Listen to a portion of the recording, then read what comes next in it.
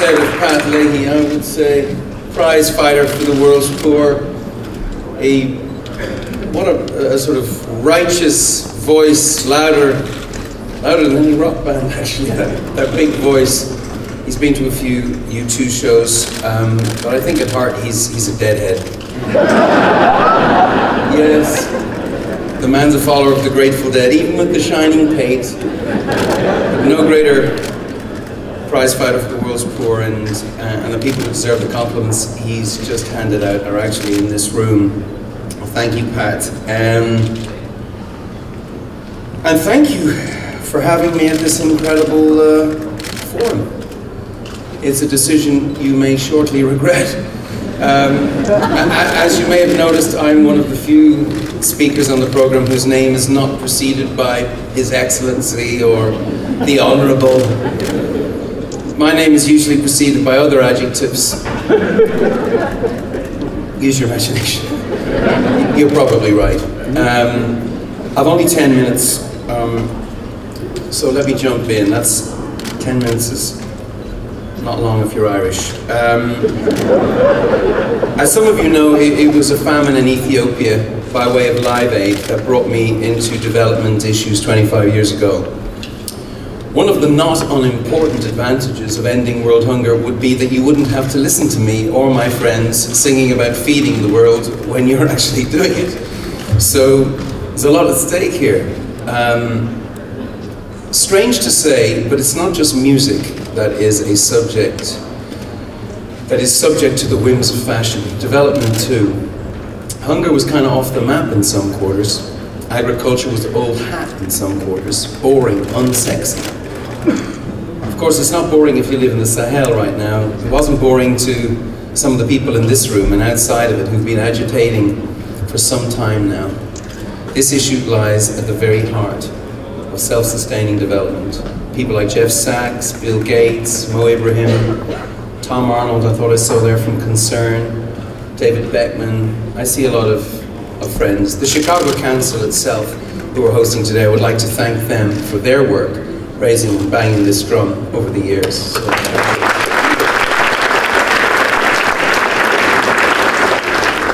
the President of the United States, as it turns out, is also one of them. So I think we should give it up for the President, because if the words of his speech this morning,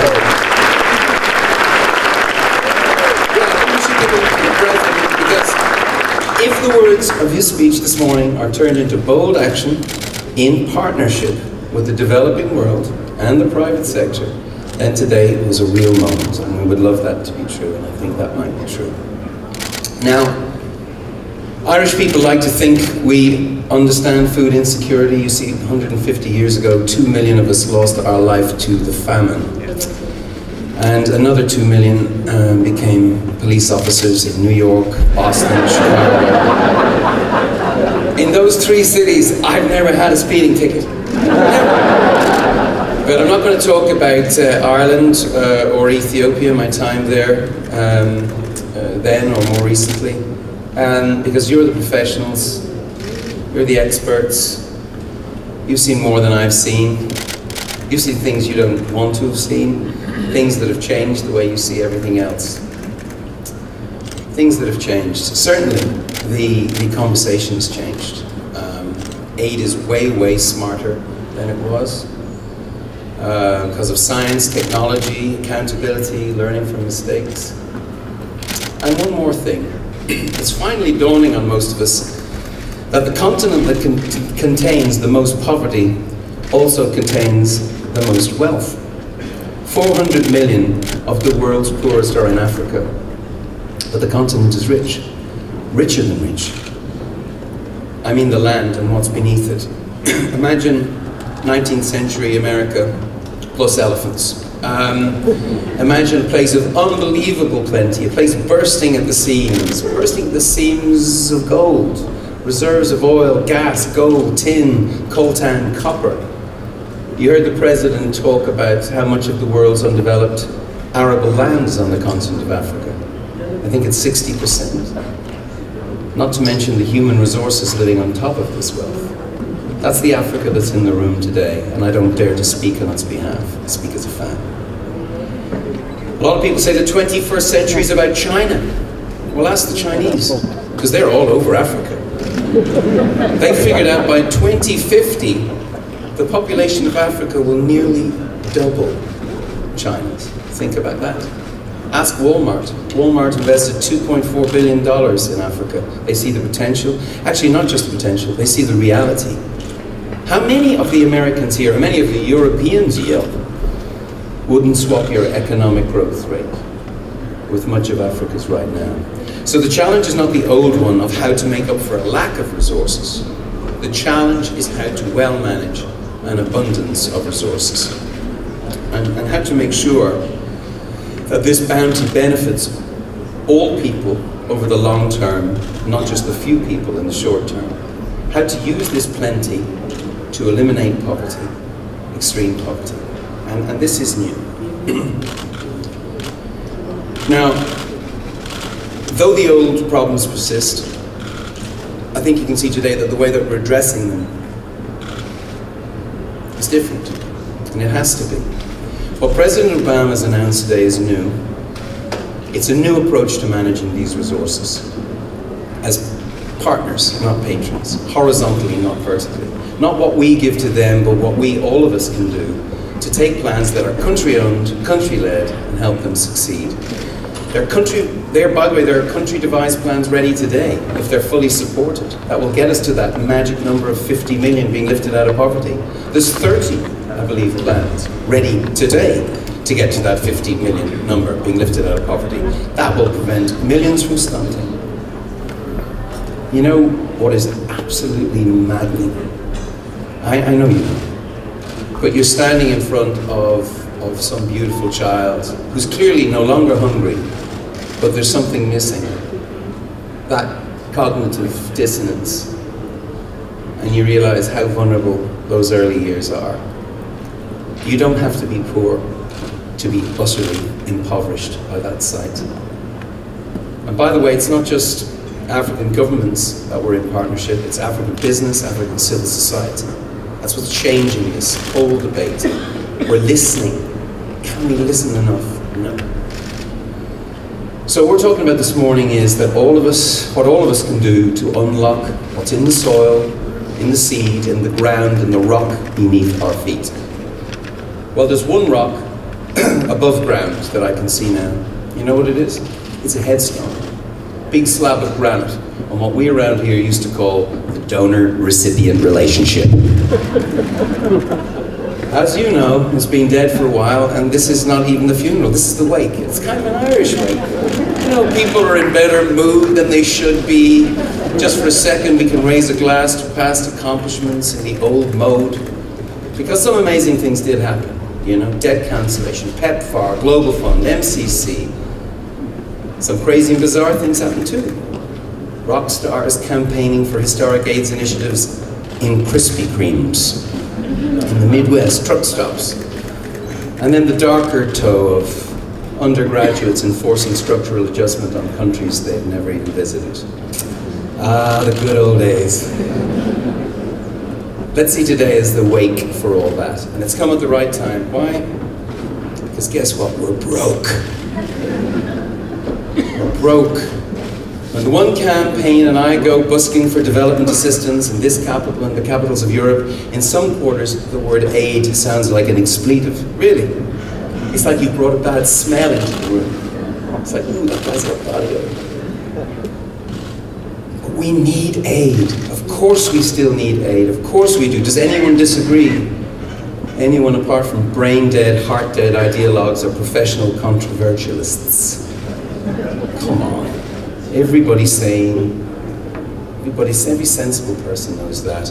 The L'Aquila promises must be kept and be a baseline going forward. And we've got to keep overall aid budgets on track, which is really a tough sell in these times. Has anyone been to Europe lately? Is it still there? I'm a European, I'm a proud European. I believe in the EU. Most people call us the IOU. 0.7 commitment is a serious commitment, but it's under threat. And so are the lives that it will support. Very few countries have been courageous enough to keep their promises on aid. Ireland's actually been doing it, Sweden and Norway double doing it. The UK is doing it too. If you see David Cameron having an austerity pint at the bar, please shake his hand. It's probably a gin and tonic, but shake his hand. Because this is serious leadership, serious courage, and it puts him in a fantastic position to build this partnership for next year's G8 in the UK. We're counting on Germany, we need France, we need Spain, and let's face it, a world without Italy would just be boring.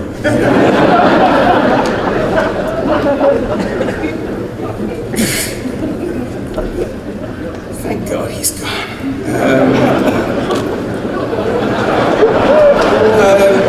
If there's one thing I've learned in 25 years doing this stuff, it's that paternalism, the old way we did development, is no match for partnership. It's through a partnership, north and south, rich and poor, business and government, that will get our real goal. It's the thing we all want. It's the moment when we make aid history. It's by partnership we can hasten the day when the developing world will not only feed itself, but feed the rest of us. Because 9 billion people can get pretty hungry. A few weeks ago, one CEO, Mike Elliott, was asking Greg Page, the head of Cargill, if a global population of 9 billion, which is where we're headed, can actually feed itself. Oh, it can be done, Page replied, but it can't be done without Africa. If you listen, and actually at the One campaign, we really tried to listen to what people in the developing world want. They will say, we have a lot of what we want already. We just can't get to it. Make it easier for us to do business, they tell us, for our entrepreneurs, for our farmers. But President Obama's talking business this morning. Secretary Clinton's about to talk some business, and we think that's great. They're bringing US companies and African business leaders together. This is exciting. This G8, it's not just an aid agenda, it's a trade agenda. Of course it is. What do you think we are? We understand this. Look, I could and should go on about Feed the Future more than I am, but I've only got a few minutes left, so instead I ask for your indulgence. Because topsoil isn't the only resource we wish to mention here. There are riches deeper down. So before I quit, I want to say a few words about oil and gas, precious metals, minerals. Rock stars love shiny things. This is the bling part of my speech. I know I'm over 10 minutes, but just stick with me. $246 billion. That's a lot of bling. That's the value of what Africa's extractive sector exported in 2009. 6 times larger than aid receipts, 7 times larger than agricultural exports. You don't need me to tell you what wealth on that scale could mean for investments in health, education, roads, electricity, the lot. A lot. A lot of power to transform lives. But only if we don't blow the cash. I know I'm not the best spokesman for responsible budgeting. I once bought a hotel. I thought because I stayed in a lot of them, I would know how to run one. But I do at least know that it's essential that we don't blow these extraordinary resources.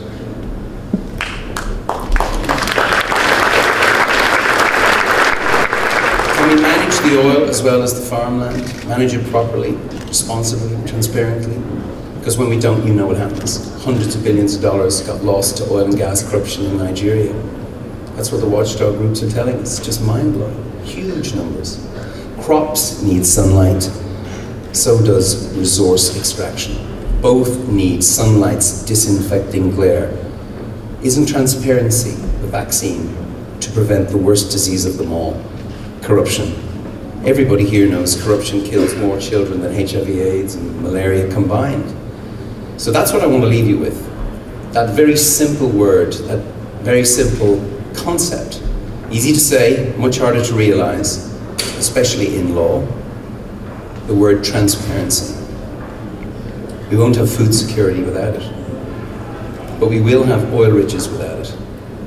But those riches will be held and hidden by very few hands. Transparency, when promises are made, we need to know what they are and how they'll be fulfilled. Transparency, when taxpayer dollars are being spent, we ought to know the good they're doing. Isn't it striking that the people who know the very least about aid flows are the people who pay for it, the taxpayer, and the people whose lives depend on it. This is insane. According to the World Bank, since debt cancellation, an extra 46 million children are going to school across Africa. That is incredible, is it not? I think.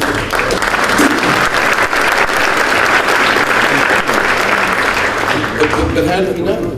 Because we insisted on tracking the money. An extra 46 million children going to school because of solid accounting and smart African leadership. This is great. That's what we need to do, whether we're talking about aid flows or private investments or national budgets. Track where the money is coming from and where it goes and what good it's doing. This will root out corruption, this will help stem land grabs, it's more efficient, more importantly, it will strengthen the hand of the poorest in whose name all of this is supposed to be happening. Look, the US Congress has done something truly seismic in this respect.